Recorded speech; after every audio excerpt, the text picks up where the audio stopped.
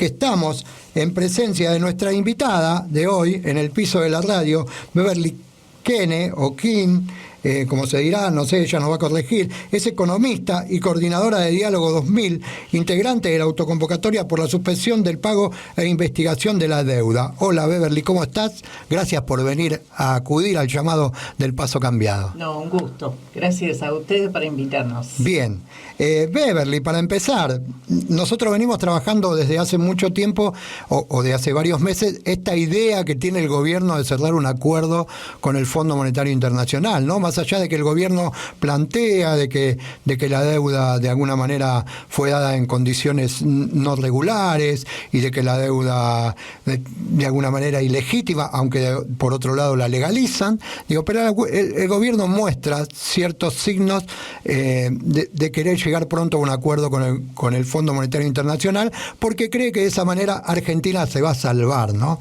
Entonces, quizás la primera pregunta que me surge para vos es decirte, ¿qué pasa si Argentina no paga la deuda? La pregunta del millón. Qué original que fui, ¿no? Sí, la verdad. ¿Qué pasa si Argentina no paga? Yo creo que es un buen momento, diciembre 2021, de recordar que hace 20 años atrás, fue justamente el 23 de diciembre, con el pueblo en la calle, con un presidente huido en helicóptero, con varios muertos en la Plaza de Mayo, en Rosario, en otros lugares del país, o sea, un sufrimiento muy grande, para culminar un año de ajustes impresionante y de movilización también impresionante en Argentina al año 2001. Terminamos el 23 de diciembre con el Congreso de pie, ovacionando el entonces presidente que acababa de declarar la cesación parcial de pagos de la deuda. Entonces, traemos esto a la memoria porque ¿qué pasó con esa decisión? Efectivamente, es lo que permitió iniciar un proceso de recuperación en Argentina de la economía. No fue un milagro, obviamente, es una decisión soberana que tiene consecuencias, pero las consecuencias no son peores que las consecuencias de pagar esta estafa. Porque este acuerdo, por ejemplo, con el Fondo Monetario, es bien recordar que en junio de 2018, cuando se firmó con el gobierno de Macri, el nivel de pobreza en Argentina, por ejemplo, estaba en torno a los 25-26%. No me acuerdo la cifra concreta, pero en torno a eso. No llegaba al 30%. Un número ya importante, alto, sí.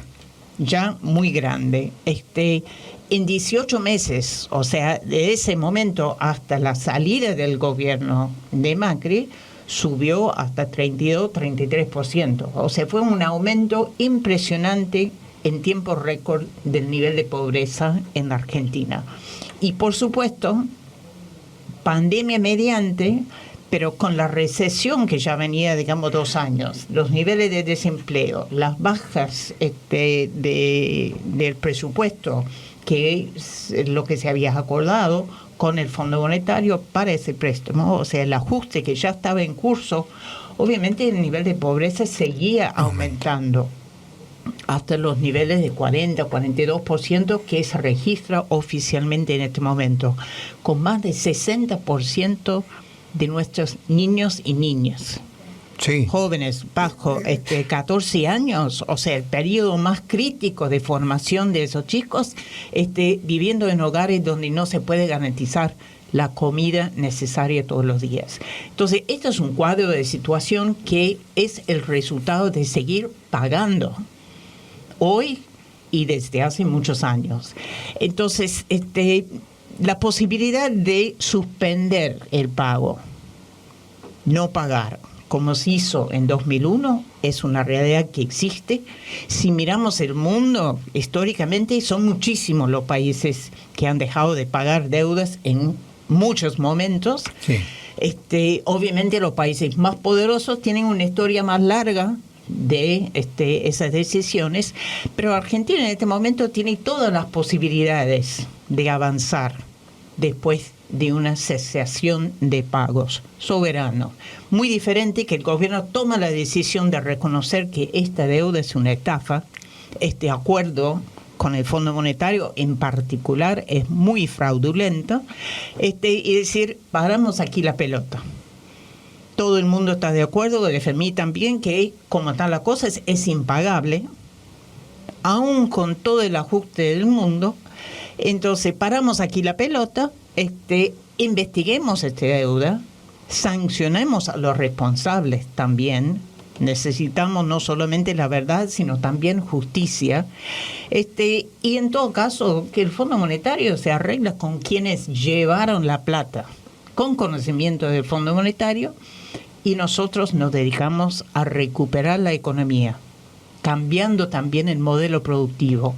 Porque una de las cosas que escuchamos ayer con el ministro de Finanzas, el ministro de Economía, en su presentación del nuevo presupuesto en el Congreso, no es solamente, digamos, todo el maquillaje de cómo va a seguir el ajuste, que es lo que representa el presupuesto, sí, sino también cómo va a buscar aumentar el gobierno las exportaciones.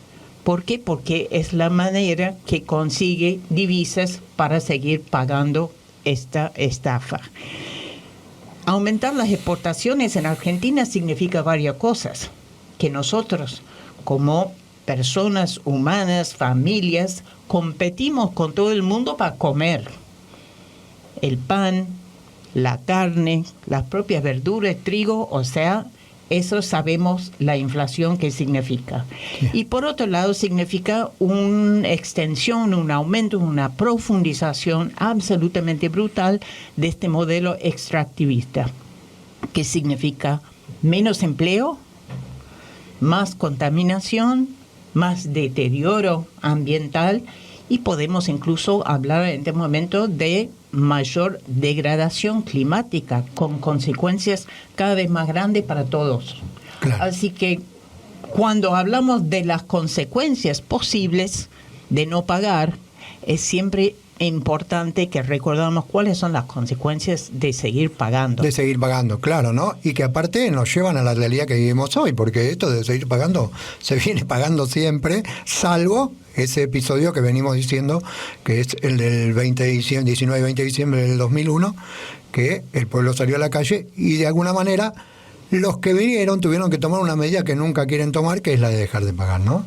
Una medida por izquierda, si se quiere, uno lo puede decir, de gobiernos que apuntan a otra cosa. Gallo, ¿qué dice usted? Sí, yo me estaba acordando de algo que dijo el otro día la vicepresidente Cristina Fernández en el acto de homenaje a la democracia, etcétera. Para mí una absoluta mentira, pero quería que lo compartiéramos y que vos nos dieras tu opinión. Ella dijo que a De la Rúa lo volteó el FMI porque le soltó la mano. Yo creí que a De la Rúa lo había volteado el pueblo, pero a lo mejor estaba mirando otro canal. ¿Vos me podrías refrescar un poquito la memoria? Yo creo que las dos cosas, podemos decir, ocurrieron, ciertamente en ese momento.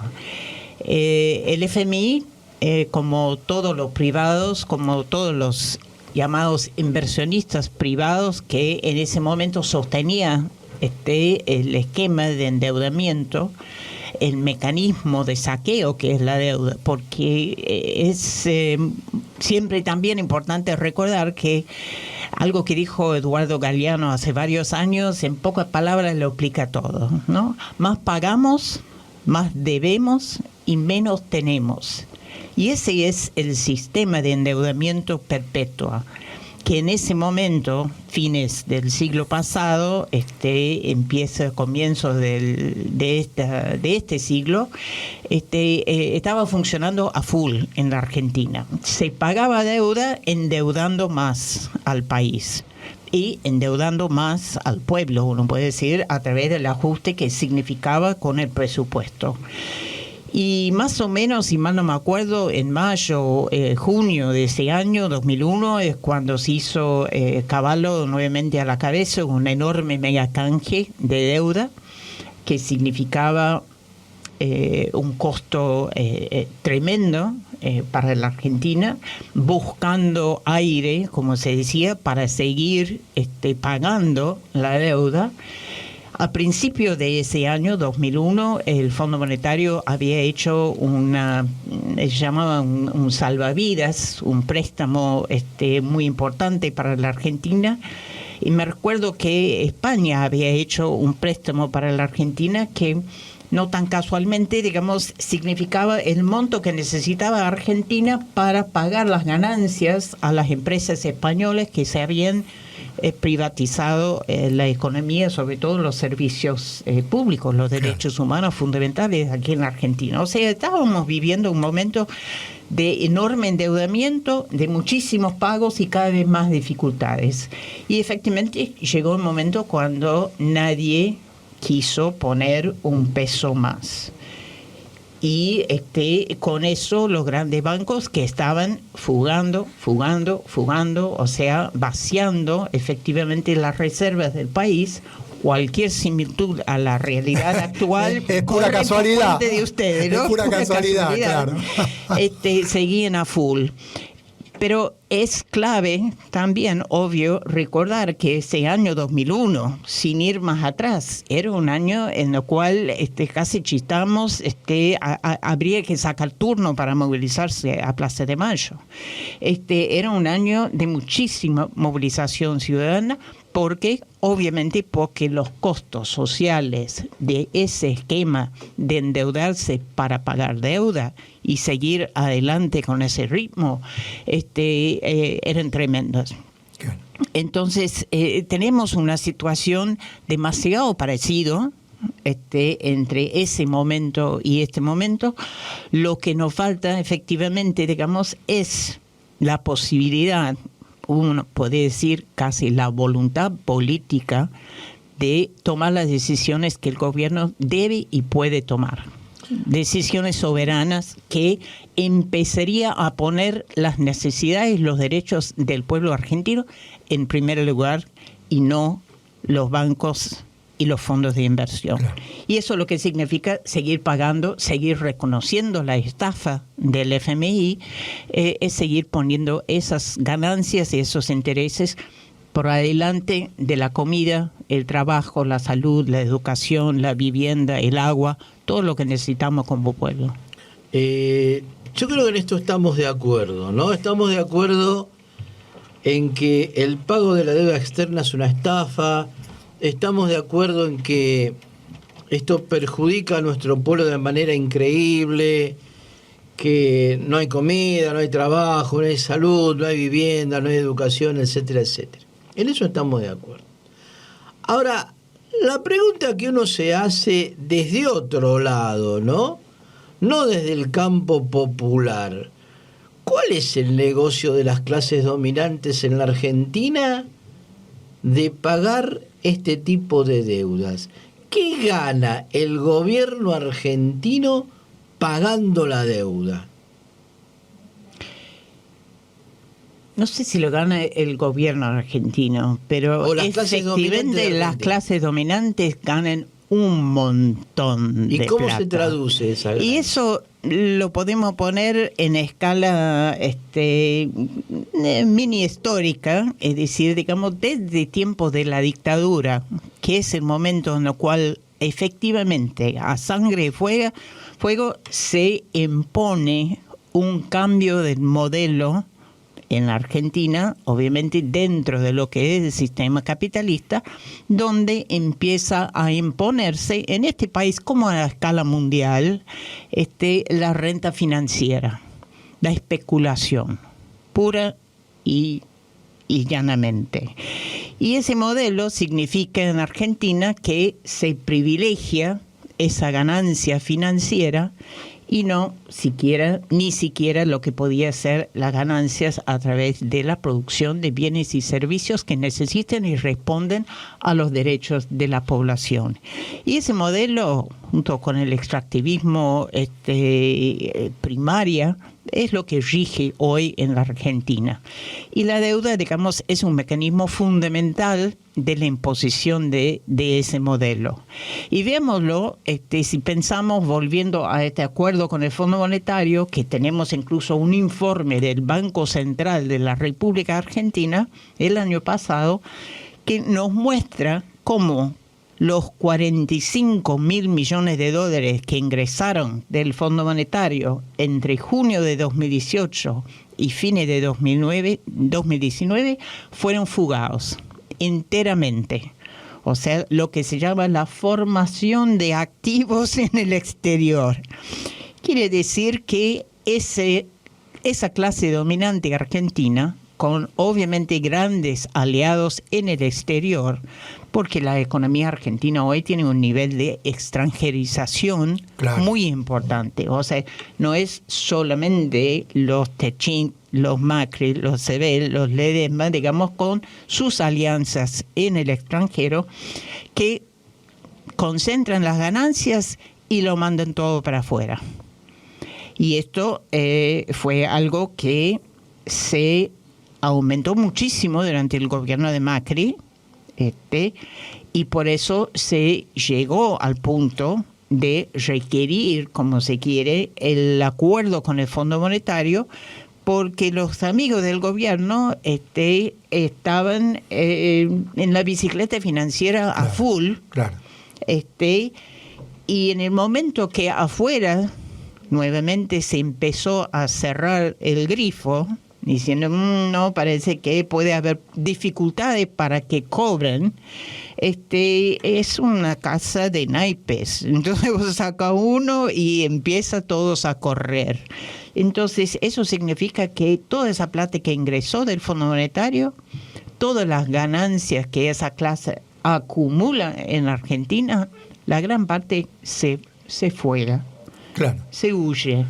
Entonces eso es un problema estructural, político enorme de la economía argentina.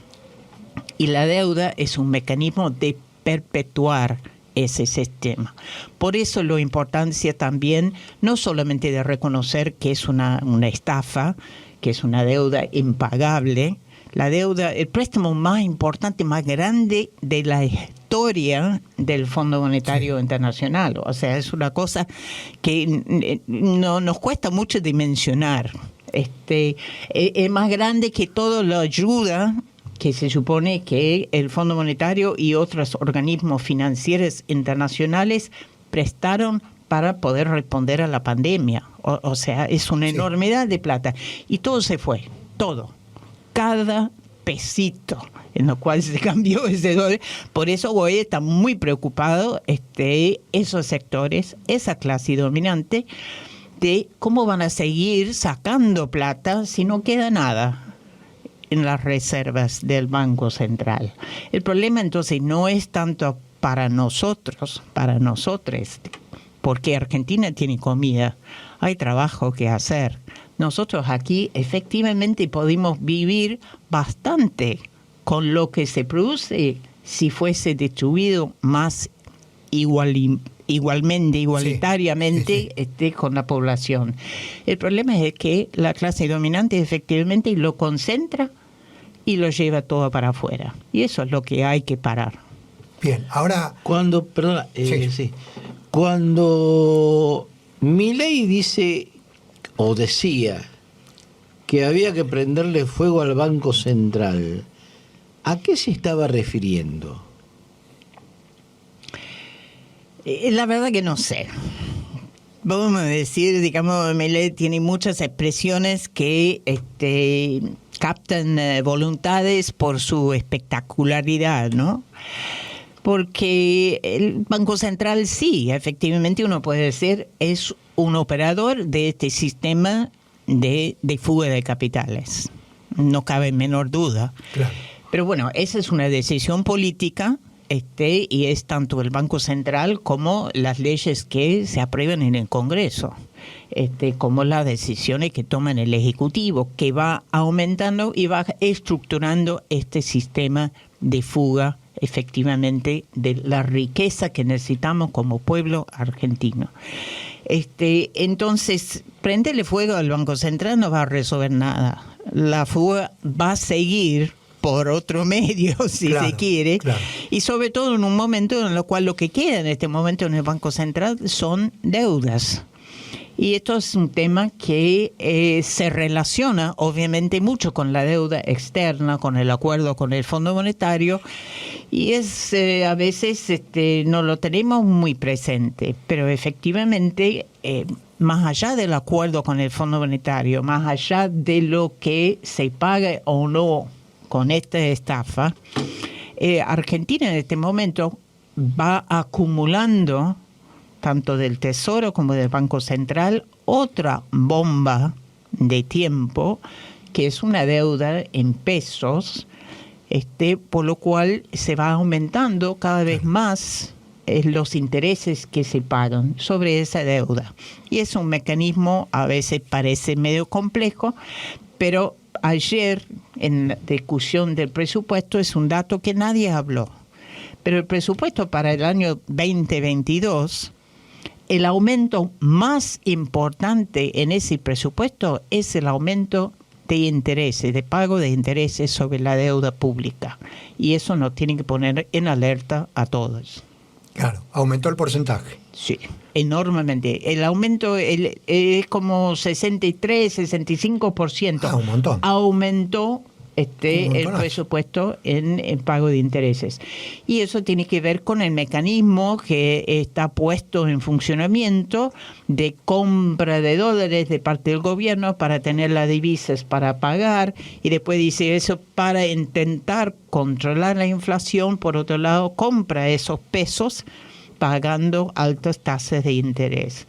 Y esto es un mecanismo que favorece, obviamente, los bancos, la clase dominante, que va cobrando cada vez mayores cantidades de intereses. O sea, en este esquema ganan por aquí o por allá. Claro.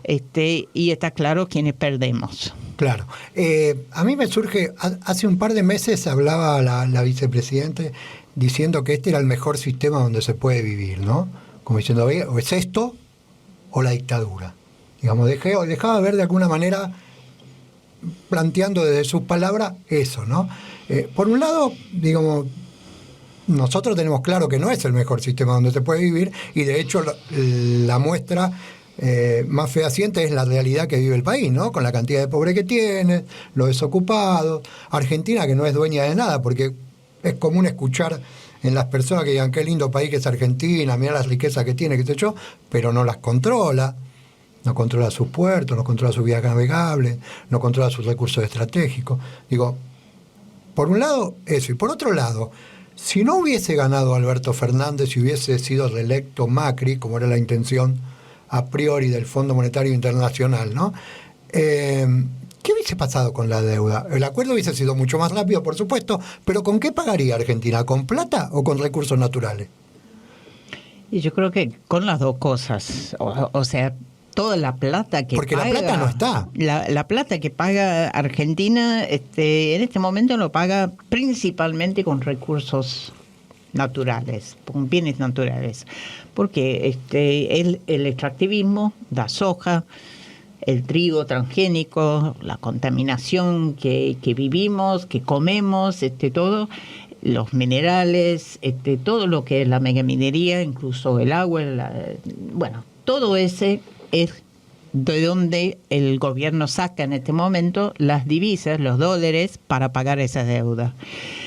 Y la plata, digamos, que consigue también es eso. O sea, los impuestos que cobra, si se quiere, vienen en parte por ahí, y la mayoría, o sea, la parte más importante de los impuestos, la verdad, viene sobre el consumo nuestro. O sea, ¿por qué? Porque tenemos un sistema impositivo, un sistema de impuestos en Argentina que es sumamente regresivo. Quiere decir que quienes compran un sachet de leche digamos, 1 kilo de carne, 1 kilo de pan, digamos, pagamos mucho más impuestos ahí que quienes exportan digamos, granos, etcétera. Sí, bueno, no entonces ese sistema significa eso. Pero eso, ¿qué hubiera pasado si Macri hubiera ganado?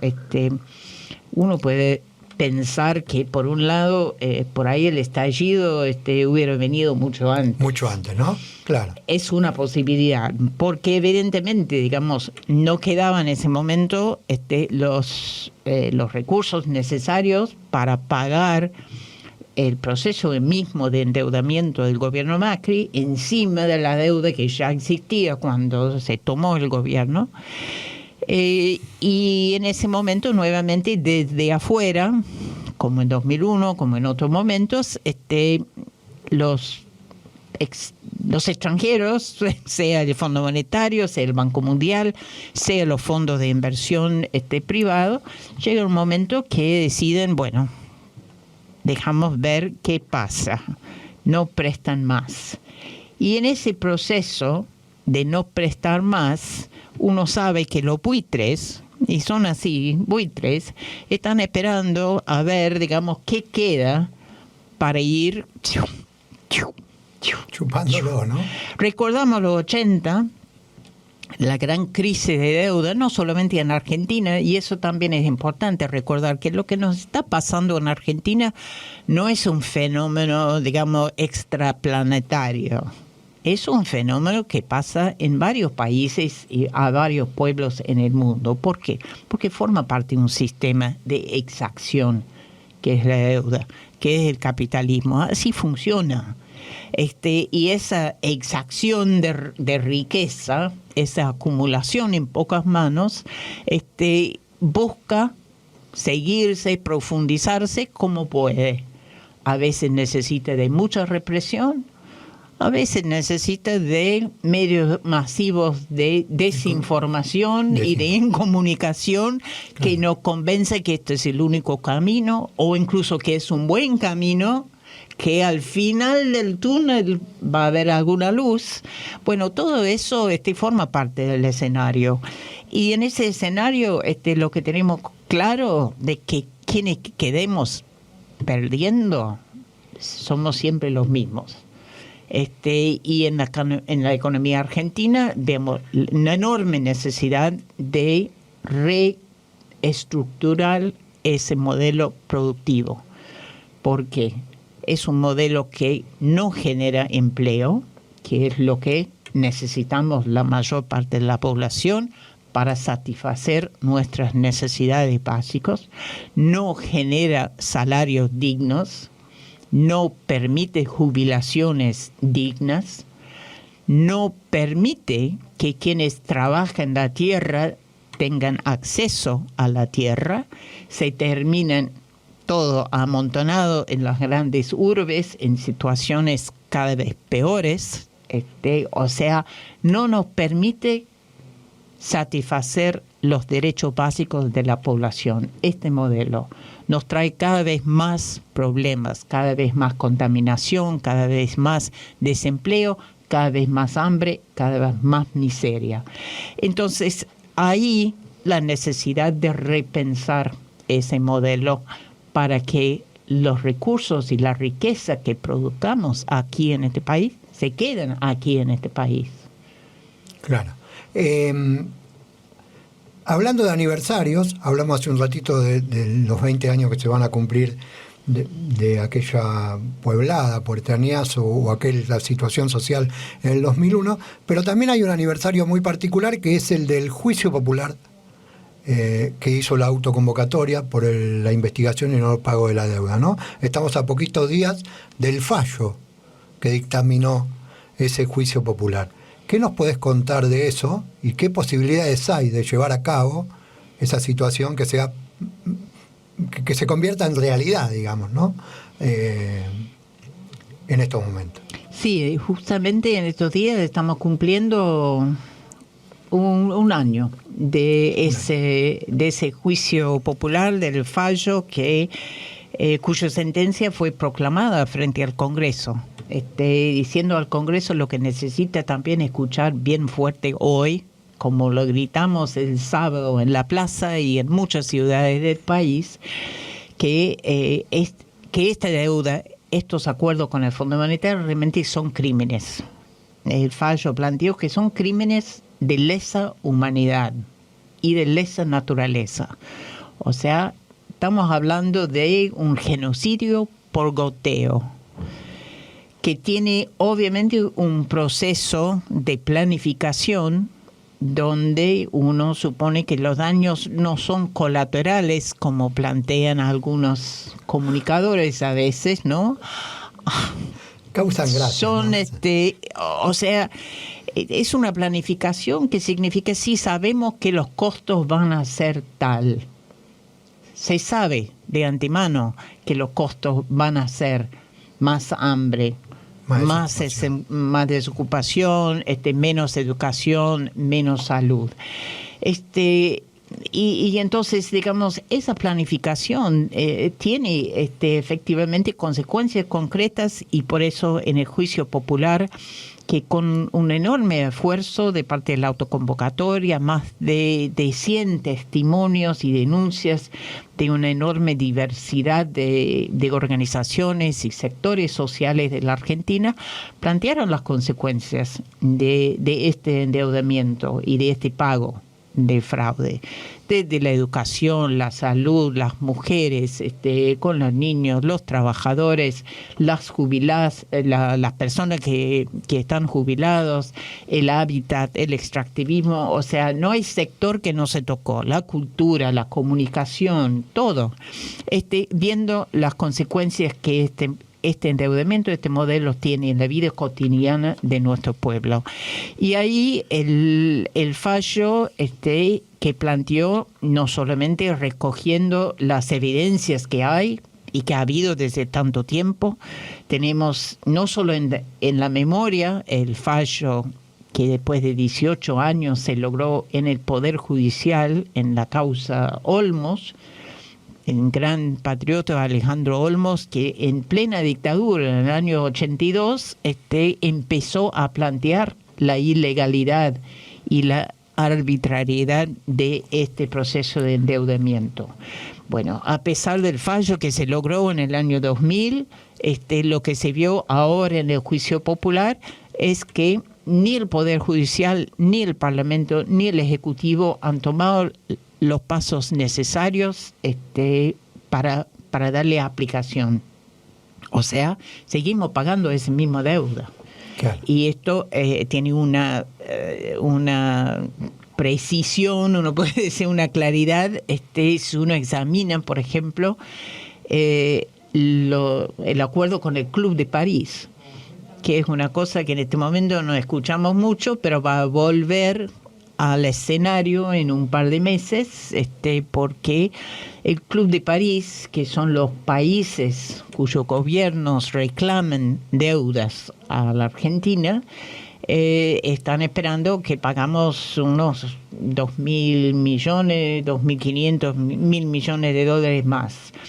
Y casi toda esa deuda es deuda directamente pendiente desde tiempos de la dictadura. Procesos de endeudamiento absolutamente fraudulentos, en su mayoría de sus casos desarrollados por empresas privadas, como Techint, como Ledesma, como Papel Prensa, etcétera, que fueron estatizados. O sea, las empresas dicen, yo no puedo pagar, claro, paga el Estado, que había puesto la garantía. Bueno, el Estado en ese caso somos nosotros que pagamos eso. Entonces, por otros procesos absolutamente fraudulentos durante la dictadura. Pero bueno, con todo eso, el juicio popular mostró también cómo el Poder Judicial no ha cumplido con su responsabilidad, el Congreso no ha cumplido con su responsabilidad, tiene incluso una comisión de seguimiento de la deuda externa que no se sabe qué sigue, pero sigue en silencio la deuda. No se conoce trabajo de investigación, no se conoce informe, no se conoce acción de seguimiento y en todo caso es de seguimiento de una estafa. Y entonces en ese proceso del juicio popular planteó otro camino. ¿Y cuál es ese camino? Es el camino efectivamente de la movilización popular. Si nosotros no nos informamos, no nos formemos, no cuestionamos y no nos organizamos y no nos movilicemos, esto no va a cambiar. Esa clase dominante va a seguir buscando sus ganancias, claro, a costa nuestra. Claro. Entonces, esto es una de las conclusiones, sin duda, del juicio popular, que somos nosotros quienes tenemos que seguir empujando y empujando para que se visibilicen las consecuencias de esta deuda, porque muchas veces decimos, la deuda es una cosa lejana, es abstracto, como te dicen, digamos, no cuesta... Pobre siempre hubo, te dicen. Sí, entonces, digamos, parte de eso, digamos, es entender efectivamente que no va a haber mejorías en la educación pública o en la salud pública o en el trabajo o en las jubilaciones si seguimos atados a las recetas de este Fondo Monetario y los fondos de inversión. El momento es ahora.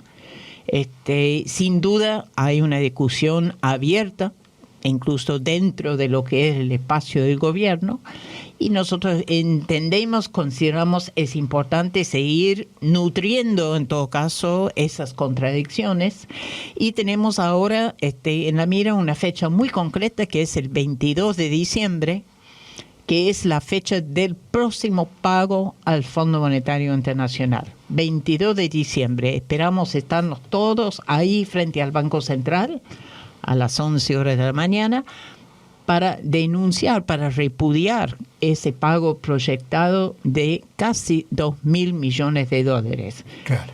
2.000 millones de dólares que necesitamos para aguinaldos, para aumentar las jubilaciones de miseria, a tantas cosas que necesitamos.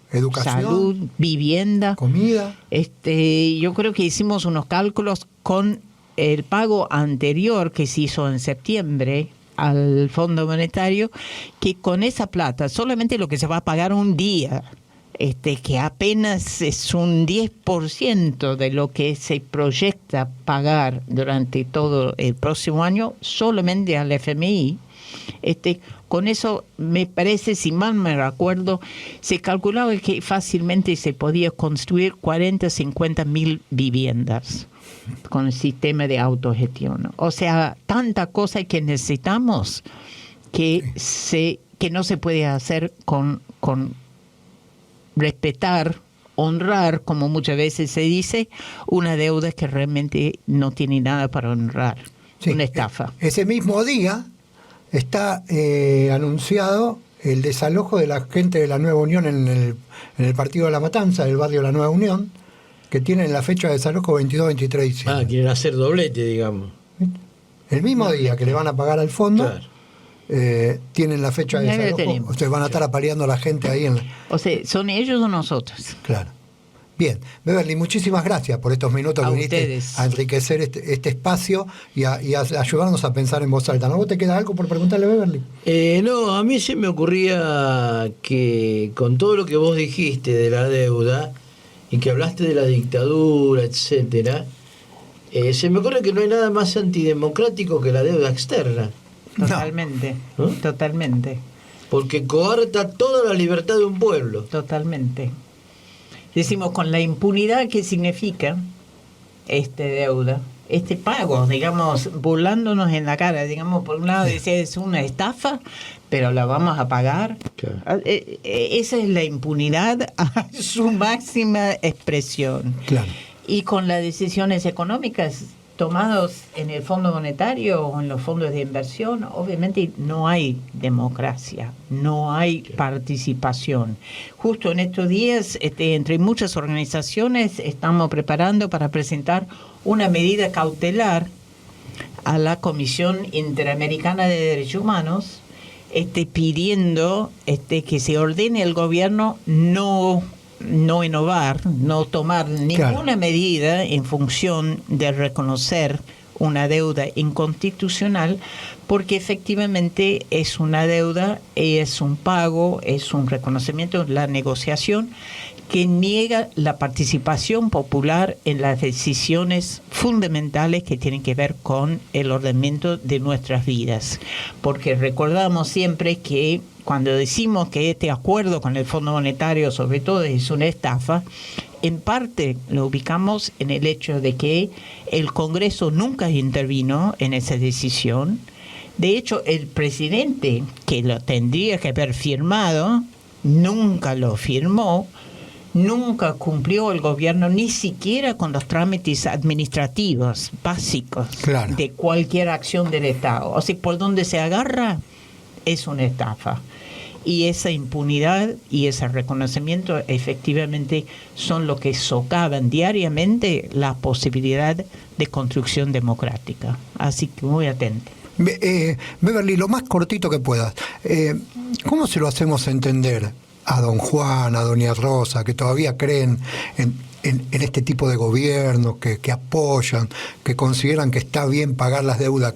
Porque hay como una idea de que las deudas hay que pagarlas, ¿no? Hay en el movimiento y en el campo popular decir, bueno, si contraíste deuda la tenés que pagar, si contrajiste deuda la tenés que pagar. ¿Cómo se lo hacemos entender a esa gente? Nora Cortiñas, una gran amiga, una madre de Plaza de Mayo, que en algunos momentos dice, digamos, este tema de la deuda, digamos, lo tenemos que entender como lo entendemos como ama de casa. Ahí está. Si a mí me llega el boleto de luz de mi vecino, ¿lo pago o me lo llevo al vecino? Claro. Este boleto no es nuestro. Claro. No nos benefició en ningún momento. Si se quiere, tenemos incluso las confesiones de parte. El propio expresidente Macri, ha explicado en los últimos días que se utilizó y se hizo este acuerdo con el Fondo Monetario para salvar a los bancos. Lo dijo claramente. El presidente Fernández ha dicho, y el ministro Guzmán también en muchos momentos, esta deuda, este acuerdo con el Fondo Monetario no benefició en nada, no agregó ni un ladrillo en la Argentina. Entonces, ¿por qué lo pagamos? ¿Por qué lo tenemos que pagar? Claro, totalmente. Falta que avancemos en ese tema y que nos organicemos y nos movilicemos. Bueno. Y le invitamos a todos a participar. La autoconvocatoria por la suspensión de pago e investigación de la deuda es un espacio abierto a organizaciones, a personas. Ahí en el blog, por las redes sociales, se encuentra mucha información. Por autoconvocatoria por la suspensión de pago e investigación de la deuda. Y ahí encuentran todos los datos que necesitan. Autoconvocatoria deuda, lo va googleando, lo busca por las redes sociales y encontramos, y ahí vamos a seguir avanzando en ese camino de información, de formación, de organización y de movilización. Y de toma de conciencia. Repetime la concentración el día 22. El día 22 de diciembre, miércoles, frente al Banco Central, que viene a ser Reconquista 200 más o menos, a las 11 de la mañana, para repudiar el pago que ese día se supone que va a realizar el gobierno argentino al Fondo Monetario. Bien, convocamos a todas las organizaciones sociales, por supuesto, y a toda la gente que se quiera sumar, a las amas de casa, a los trabajadores, todo, a concentrarnos ese miércoles en la puerta del Banco Central, ahí en la calle Reconquista. Muchísimas gracias, Beverly, por enriquecernos en estos momentos.